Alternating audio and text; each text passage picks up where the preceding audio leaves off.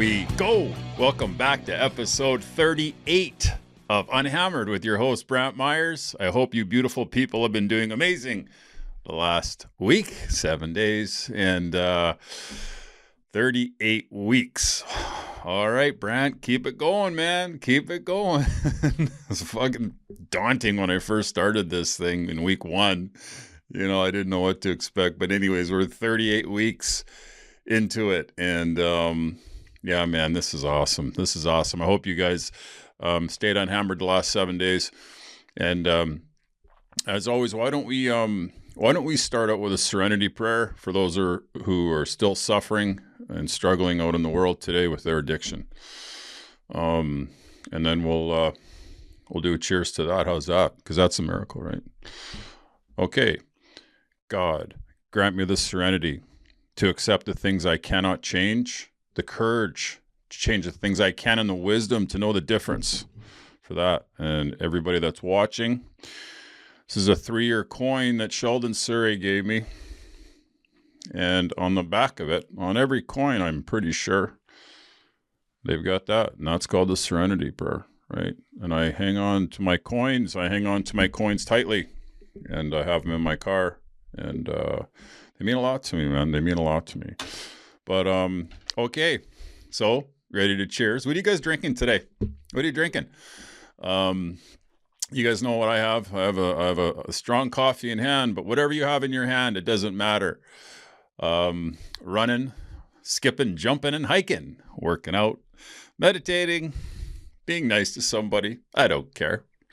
Raise your glass, folks, if you've made it a day, a week, a month, or a year without putting any of those nasty chemicals in your body. Cheers. Bang.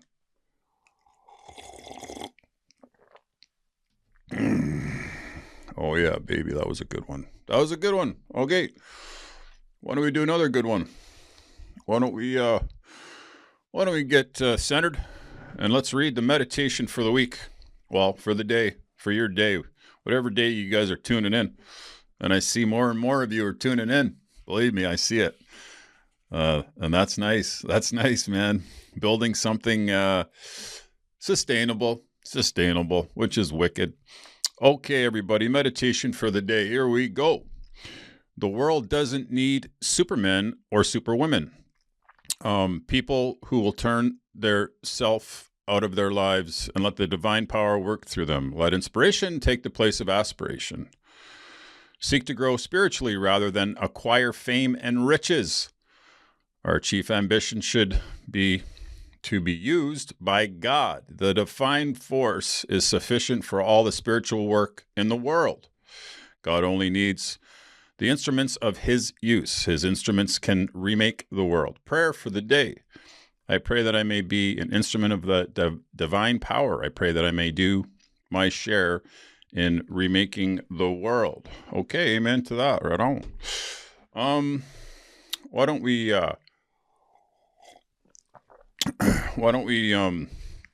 read something? Why don't we read some messages that came in? Here's a guy, and his name is Mark F. Brantt. As your honesty and courage inspire me tremendously. I quit drinking on April 9th, 2024. Okay, after 50 years of hard ripping.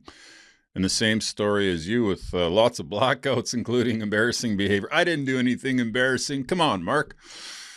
I used booze to help me battle Parkinson's disease since I was 27 years old. I've seen Parkinson's in people, and it's no joke, man.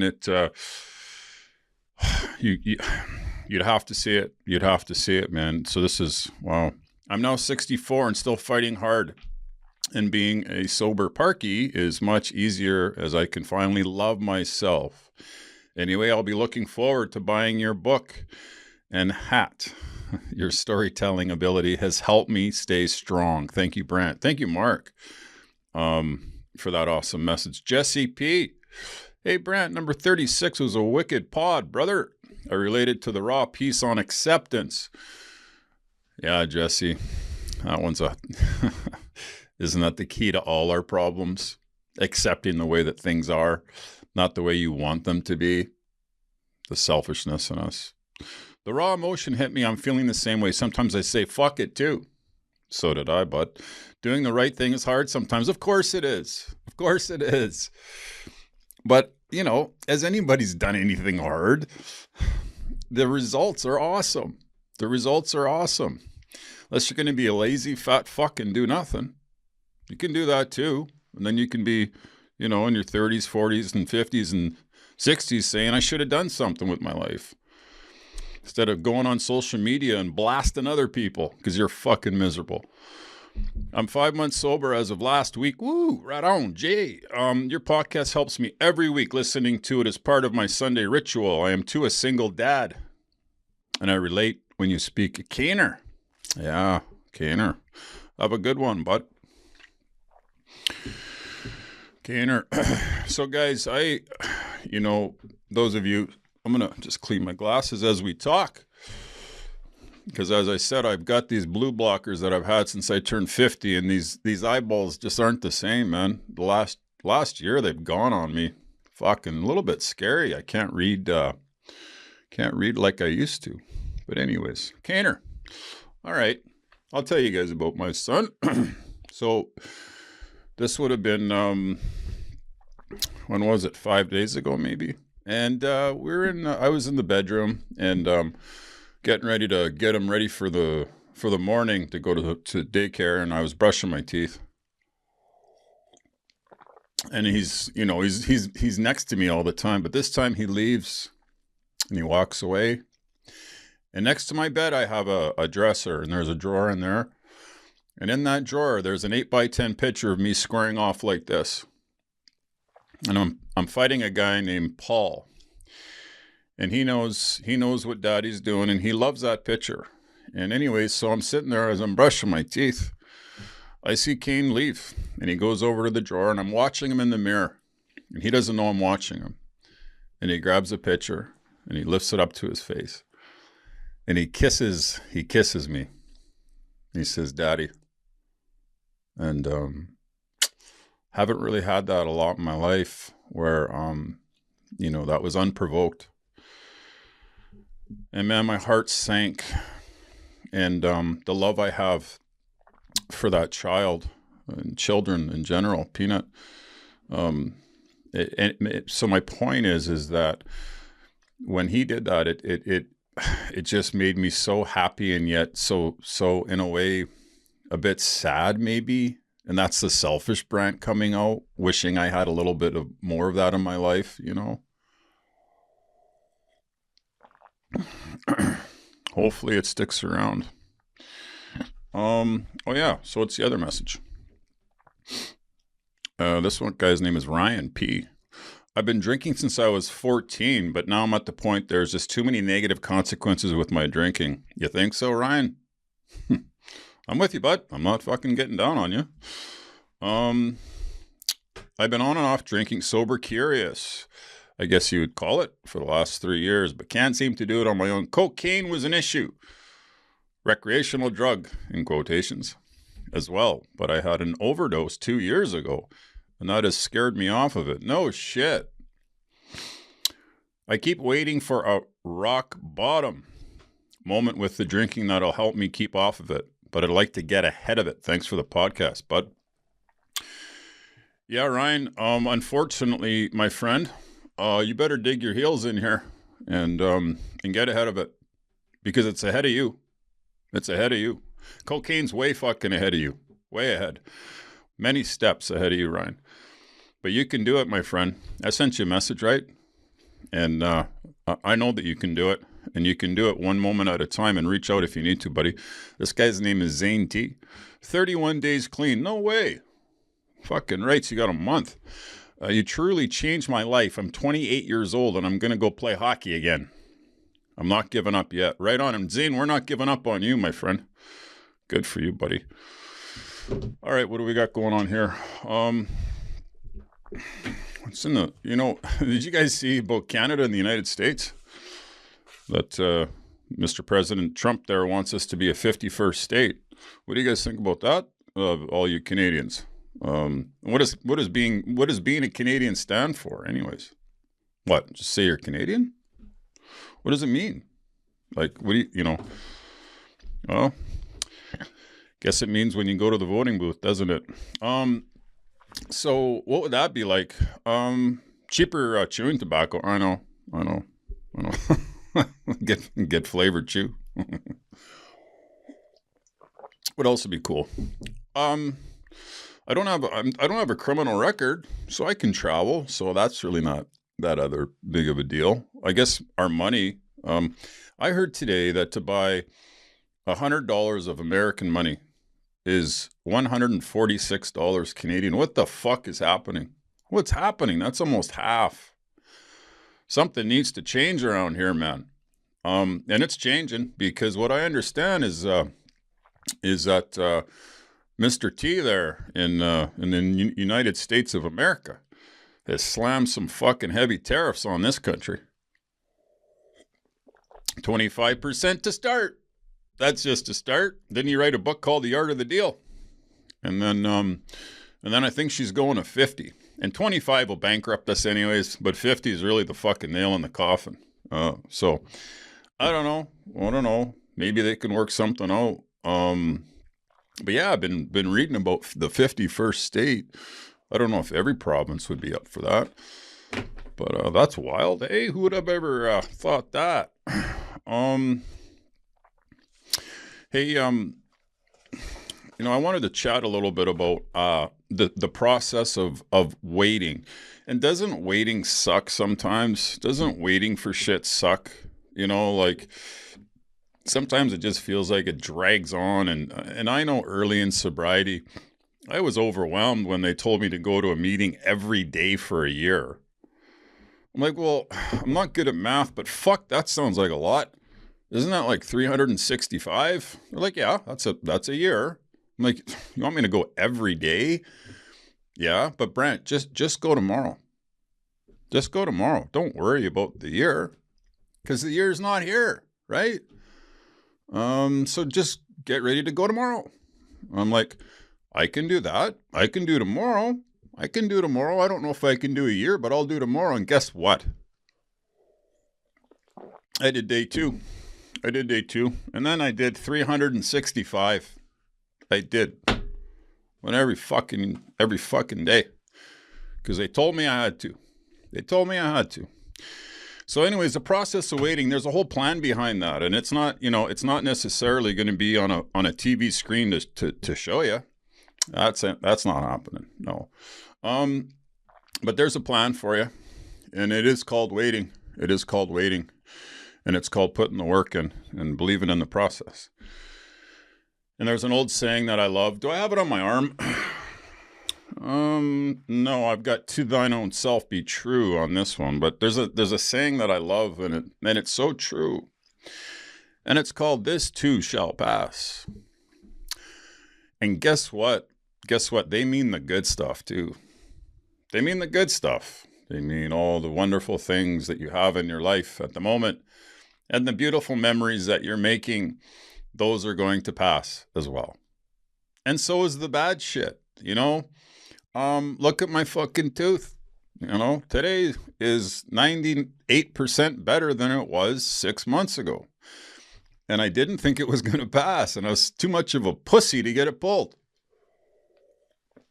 So I hung on like fucking I usually did with everything else in my life with my sobriety. And, with my addiction. I just hung on and hoped it'd get better and it didn't. It got worse. And the pain got worse. Oh my God, that sort of sounds like my addiction to a T. And then finally I got the root canal and wearing a mouth guard now at night. Jesus, that's a little different. Got the old big mouth guard in. Well, it's not that big. But anyways, this too shall pass, folks. So listen, whatever you're dealing with today or at this moment, just know that if it's bad and you're feeling pain, that it's going to pass. I promise you that. But there's a caveat to that. I only promise you that if you stop creating wreckage in your life. How about that? Stop creating the wreckage. Stop doing the things that make you feel bad. And the bad stuff or the negative stuff will pass. And then really enjoy the good stuff, like King kissing the pitcher. I'll never forget that memory. I'll never forget it. And that memory, the memories won't pass, right? The feelings may pass, but not the memories. Hey, what are the 4 stages of alcoholism and drug addiction?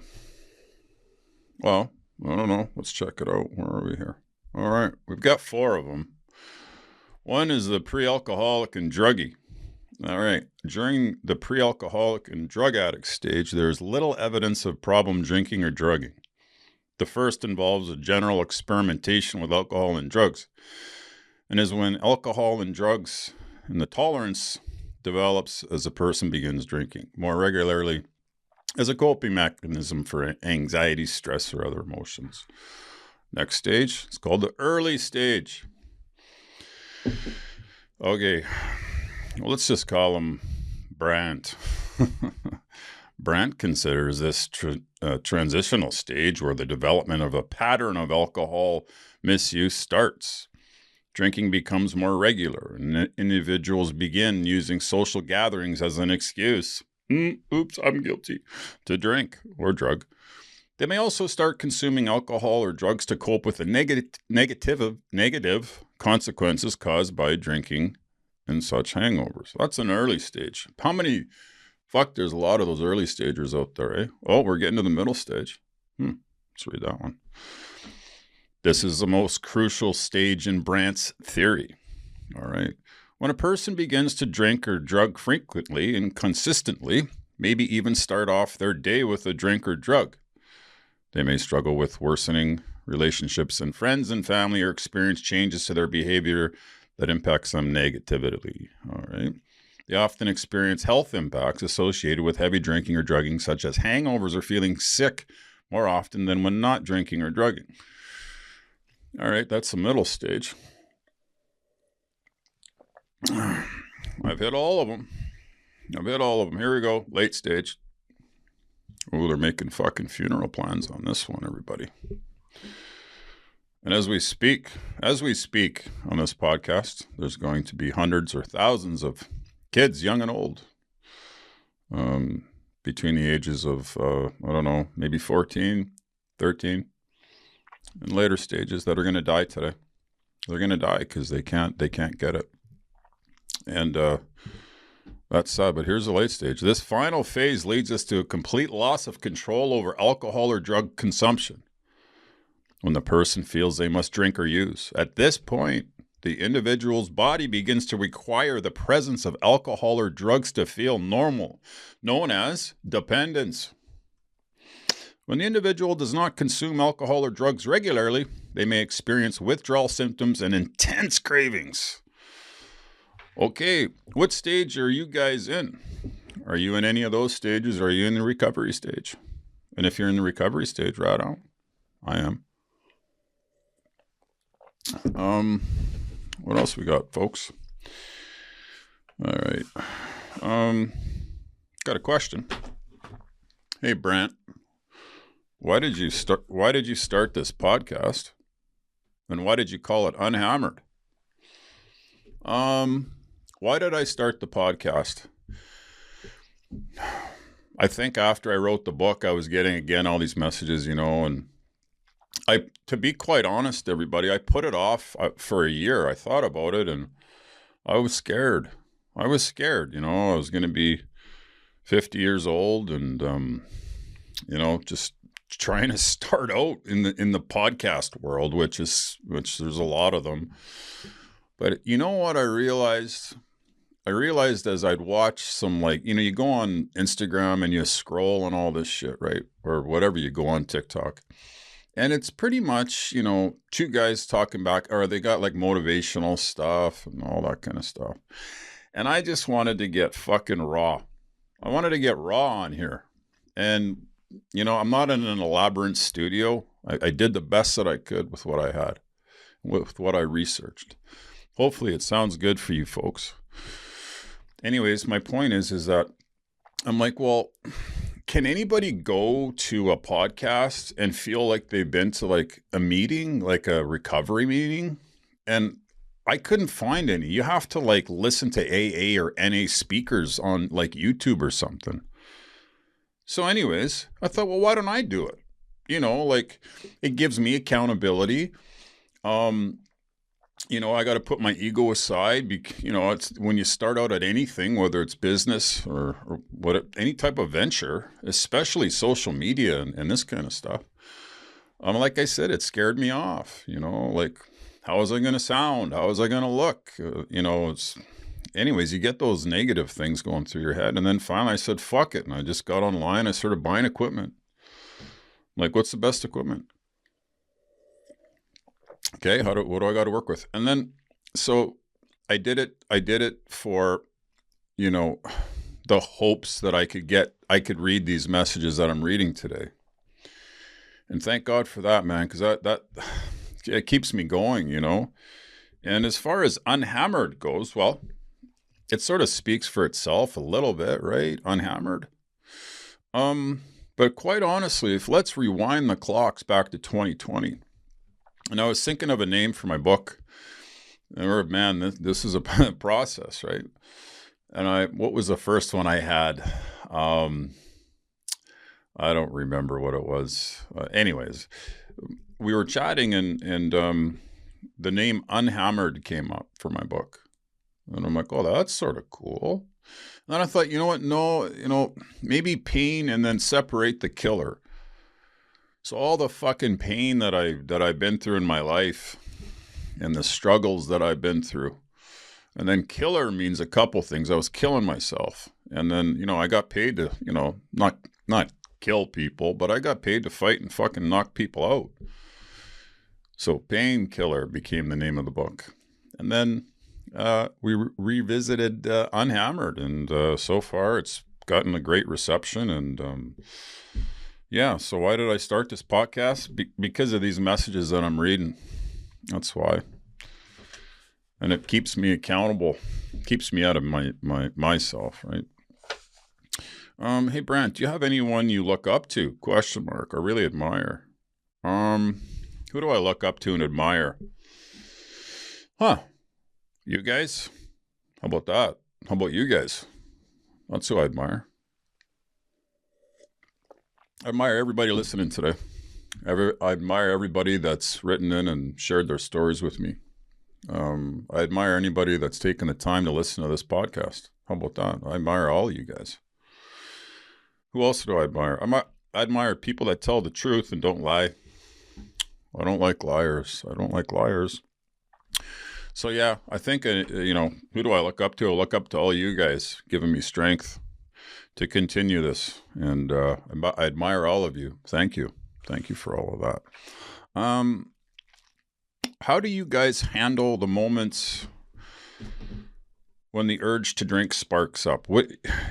Is there anything that you do, or is it, the reflex action to call the dealer, or, just get in the car and go to the liquor store? What do you guys do for that? I've had tools, like I guess in any trade, that if you work at it long enough, you begin to build a little bit of some calluses, and you get tools in the trade. So out of what now, 17 years, is it 17? Yeah, out of 17 years, I've been sober 16 years and 9 months. So you know what? I've been doing okay at the trade. Been doing okay. But how do you guys handle it? What do you guys do? And maybe let me know, and I can chat about it on the next pod. And even if you've relapsed 100%, I'd love to hear from you. And if you're still using today and you're listening to this, I'd even love to hear from you more. I would. But what do I do in moments like that? For me, I've mentioned to you prayer, and I have to start my day out with it, right? I have to start my day out with it. And then the next thing is a support system. If you guys have that, that's recommended. Doing this alone is really hard. I did it for a little bit. So anyways, what do you guys do for that? Me, it's just prayer, meditation, support system. Fast forward the tape, the VHS tape. Where's this movie taking you, bud? And where's it taking you before? Yeah, I just know the ending of my story every fucking time. Um, um, Interesting question about depression or anxiety. Brantt, how do you handle the really dark days when depression feels unbearable? Um, oh, that's a tough one. That's a tough one. I don't know what to say about that, because the anxiety sometimes where my head doesn't, it feels foggy almost. Again, I've mentioned it. I don't know if it's the punches to the brain or what it is. But I believe that my drug addiction and my alcohol dependency and the punches to the head had a lot to do with it. I am, I am 50, turning 51 next month. So I think I'm I'm not a fucking vegetable, thank God. But depression, yeah, that's a I think a one that sort of grips me the most, because sometimes you're talking with people, or you're in a room with somebody or whatever it may be, and I just don't I don't feel good. My head doesn't feel good, and I'm smiling, but I feel like sort of low sometimes, down. And it's a little bit scary. Doesn't happen every day. Doesn't happen every day. But it does it worry me? Yeah, it does. I know that when I lay down and I take some deep breaths, and when I go to sleep at night, I wake up and it's gone. Thank God.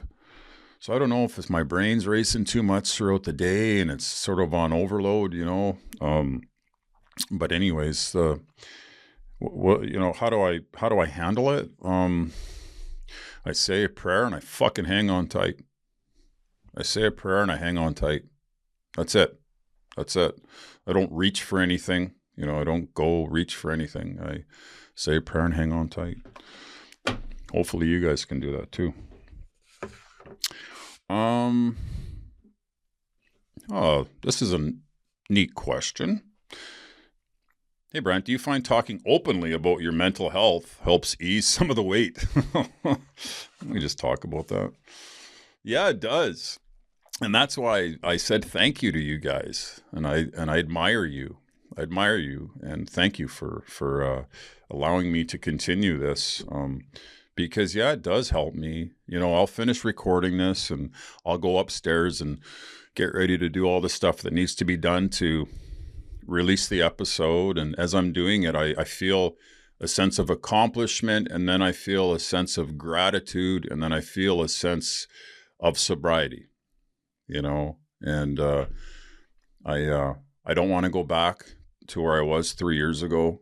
I don't want to. And so that's why I do this. It keeps me accountable, and you guys have to be accountable. So yeah, it helps ease the weight big time, man. It really does.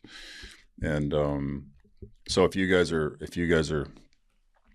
struggling with your mental health, there's so many people that relate to it. And again, it's not just drugs and alcohol. Fuck, there's just so many vices that we have that can take us down and not make us feel good at the moment. But anyways, you guys, hey, so why don't you guys remember this, right? This guy, the old big book of Alcoholics Anonymous. Well, the blue book, big book, whatever. Why don't we read something out of it? And I want to read a chapter that I like. I think you guys will like it too, if you guys are on this path with myself. Okay. More about alcoholism and drug addiction. Most of us have been unwilling to admit we were real alcoholics or drug addicts. No person likes to think he or she is bodily and mentally different from his fellows. Therefore, it is not surprising that our drinking and drugging careers have been characterized by countless vain attempts to prove we could drink or drug like other people. Yep. The idea that somehow, someday he or she will lose control and enjoy his or her drinking is a great obsession of every abnormal drinker or drug user. Period. The persistence of this illusion is astonishing. Many pursue it into the gates of insanity or death. as I spoke about today, how many people are pursuing it into the ground or into the hospital? Thousands. We learned that we had to fully concede to our innermost selves that we were real alcoholics or drug addicts. This is the first step in recovery. The delusion that we are like other people or presently may be has to be smashed. And you know what? It sure does have to be smashed. And boy, did I want to be like you normies out there if you're listening. I wanted to drink just like 2 glasses of wine maybe a night, or a couple beers, maybe a joint. You know what? That's all I wanted to do. I just needed some relief from this fucking place that we live in sometimes. Or this place right here. My fucking brain. All right. We had to concede. Okay. We alcoholics or drug addicts are men and women who have lost the ability to control our drinking or drugging, period. We know that no real alcoholic or drug addict ever recovers control. All of us felt at times that we were regaining control, but such intervals, usually brief, were inevitably followed by still less control, which led in time to pitiful and incomprehensible demoralization. Okay. We're convinced to a man and a woman that alcoholics and drug addicts of our type are in the grip of a progressive illness. We're sick, folks. We're sick. Over any considerable period, we get worse, never better, period. Okay. We are like men and women who have lost their legs. They never grow new ones. Neither does there appear to be any kind of treatment which will make alcoholics or drug addicts of our kind like other men and women. We have tried every imaginable remedy. In some instances, there has been brief recovery, like me, 1 year, 6 months, 2 years, 1 year, followed always by a still worse relapse. Physicians who are familiar with alcoholism and drug addiction agree that there's no such thing as making a normal drinker and drug user out of an alcoholic or drug addict. Science may accomplish this, but hasn't done so yet. Okay. Despite all we can say, many who are real alcoholics or drug addicts are not going to believe they are in that class. By every form of self-deception and experimentation, they will try to prove themselves exceptions to the rule, therefore non-alcoholic or not a drug addict. If anyone who is showing an ability to control his drinking or drugging can do the right about face thing and drink like a gentleman or a lady, our hats are off to him or her. Heaven knows we have tried hard enough and long enough to drink and drug like other people! ! All right, we'll end it with this. Here are some of the methods we have tried. I'm going to see how many I've done. Drinking beer only. Yup. Limiting the number of drinks. Yup. Never drinking alone. Yup. Never drinking in the morning. Yep. Drinking only at home. Yep. Never having it in the house. Yes. Never drinking during business hours or skating, playing hockey. Yep. Drinking only at parties. Yes. Switching from scotch to brandy. Well, I didn't like scotch or brandy, but I switched from whiskey to rum. So yes. Drinking only natural wines. No. Agreeing to resign if ever drunk on the job. Yep. 5 times. Taking a trip. Not taking a trip. Yes. Swearing off forever. And without a solemn oath. Taking more physical exercise. Yep. Reading inspirational books. Yes. Did I read them? I read some quotes, so no. Going to health farms and sanitariums. Is that rehabs? If that is, yes, me. Accepting voluntary commitment to asylums. Voluntary asylums. Again, if that's rehab, yes. We can increase the list. How do I say this word, everybody? INFINITUM. I can't say it. Anyways, you get my point. I think I related to 98% of that stuff. And, can you relate to any of it? Anyways, everybody, hey, it's that time to wish you all a wonderful week and wish you all stay unhammered for 7 days. And if you have any questions, please write in to info@unhammered.com. I'll be thinking of all of you. And again, I admire everyone listening today or watching. And let's all have each other's back in this little tribe of Unhammered. Have a great 7 days. Thanks. Bang.